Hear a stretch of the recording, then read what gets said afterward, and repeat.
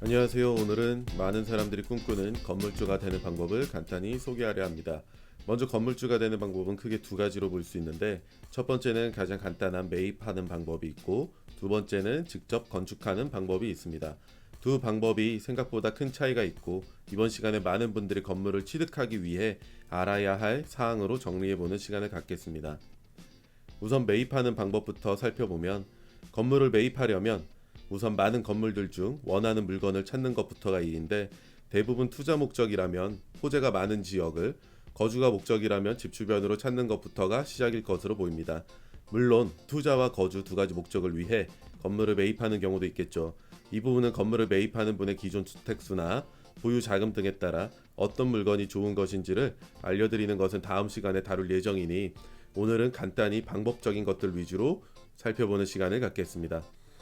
원하는 지역이나 건물을 찾았다면 이제 부동산을 가서 매물에 대한 설명을 듣게 될 것인데요. 그럼 매물장이라는 종이 한 장을 마주하게 됩니다. 많은 숫자와 조금 낯선 용어들이 가득 채워져 있어 이해가 안 될 수 있는데요. 우선 건물주가 된다는 목적으로 부동산을 가면 우리가 알아야 할 용어는 첫 번째, 실투자금입니다. 실투자금은 제가 건물을 매입하는 데 있어 필요한 자금이라 할 수 있습니다. 실투자금이 낮으면 적은 금액으로도 건물을 매입할 수 있겠지만, 대부분 전세로 투자금을 낮춘 경우가 많아 임차 만기 시 재임대까지의 공실이 발생한다면 보증금을 먼저 내줘야 하기 때문에 여유자금의 준비가 안 되어 있다면 굉장히 당혹스러운 상황에 마주할 수 있습니다. 때문에 전세 비율이 어느 정도인지 임대내역서에서 확인을 해보고, 지금 보이는 샘플의 매물장의 경우도 전세가 두 세대가 있기 때문에 두 집의 만기 텀은 길면 길수록 당연히 매입하는 데 좋은 조건이지만, 만기의 텀이 짧다면 만약의 사태에 대비할 여유 자금이 더 필요할 수밖에 없습니다. 하지만 이것을 방어하는 가장 쉬운 방법은 전세 보증금이 시세보다 저렴하거나 임차 수요가 많은 지역이라면 사실 크게 부담스러워할 필요는 없습니다. 즉, 건물을 매입하려면 최소 주변 전월세 시세 정도는 파악하고 알아보는 것이 좋겠죠. 두 번째는 수익률인데, 일반적으로 수익률은 서울과 가까워질수록 떨어진다고 보면 됩니다. 지방의 경우 10%를 웃도는 수익률이 나오는 건물들도 있지만, 서울과 가까울수록 3% 정도만 나와도 잘 나오는 수익률이라 말하기도 합니다. 지방의 경우 집가 상승률이 낮기 때문에 수익률이 좋아야 하는 것이고, 서울과 가까울수록 집가 상승률도 높고 희소 가치가 높기 때문에 수익률이 낮아도 수요가 많은 것입니다. 본인이 매입을 계획하고 있다면 희망 지역의 기대 수익률을 미리 정해두는 것이 좋습니다.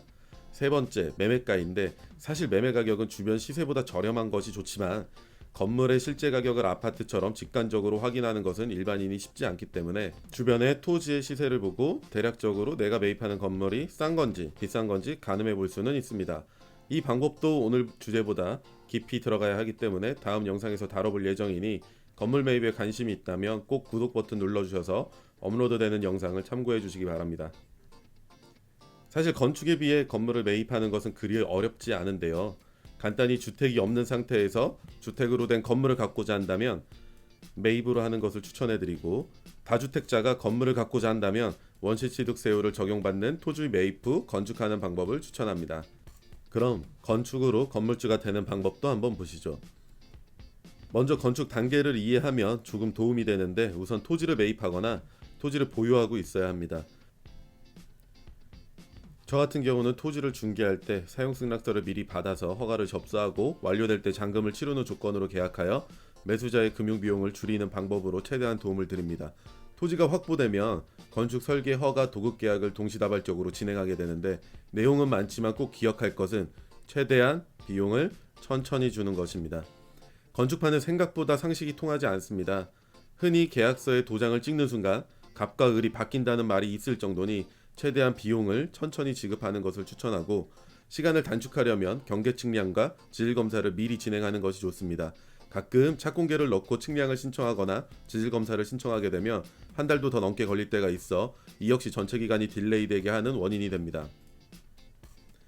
계약이 끝나면 착공을 하고 건물을 준공이 되는데, 역시 비용은 최대한 늦게 지급하는 조건으로 계약하는 것이 건축주가 조금 더 유리하게 상황을 끌고 가는 방법이 됩니다. 아무리 작은 건물이라도 토지를 계약하고 준공까지는 7개월 정도가 소요되기 때문에 그 기간 동안 토지 매입 자금 등을 대출로 받은 것이라면 이자가 발생하게 됩니다. 금융비용을 줄이고 건설사와 건축사와 마찰이 없으려면 저처럼 이런 일을 전문적으로 컨설팅하는 사람과 함께하는 것이 처음 건축하는 분들에게 큰 도움이 될 것입니다. 준공이 되고 건물주가 된다고 바로 수익이 발생하는 것은 아니고 임차가 되어야 하니 이 기간도 무시할 수 없습니다.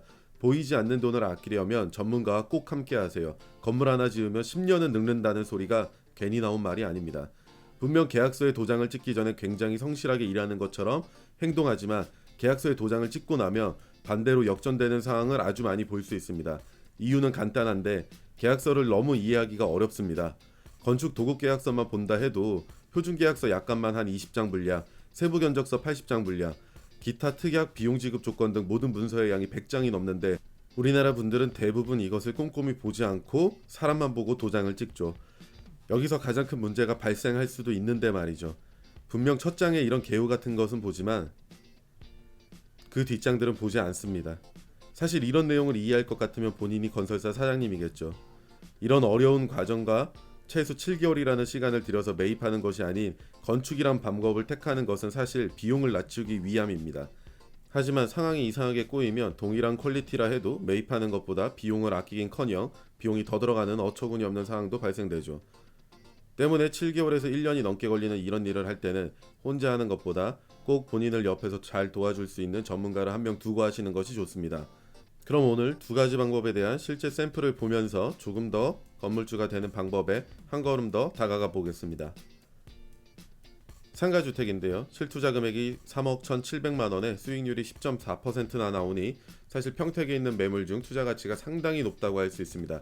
매매 가격도 12억이면 굉장히 낮은 편이고 상가를 포함하고 있어 높은 수익률을 기대해 볼 수 있는 건물이겠네요.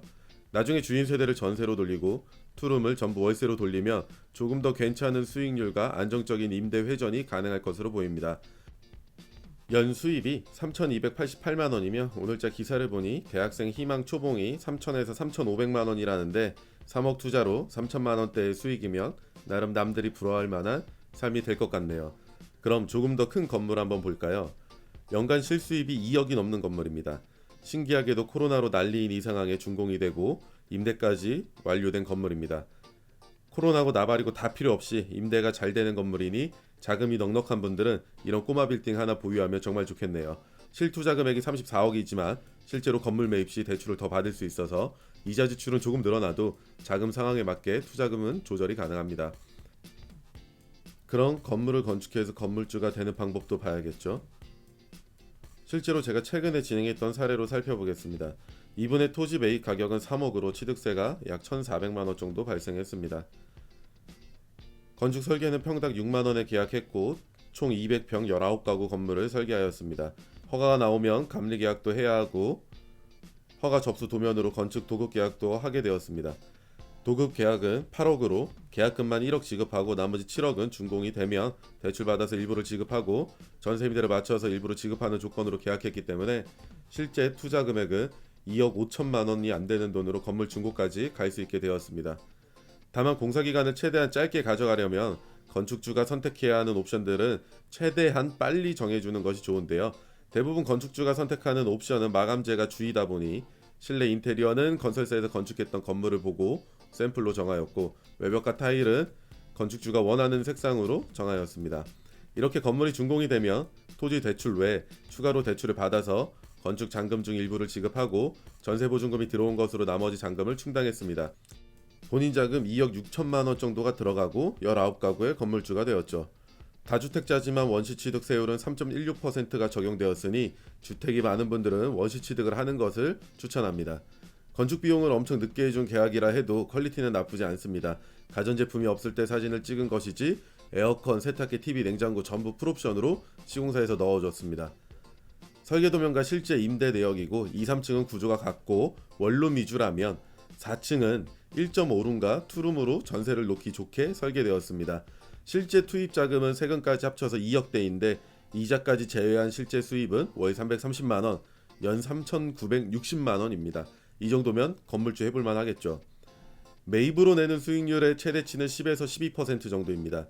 하지만 건축을 하게 되면 이보다 한 5% 정도가 올라가죠.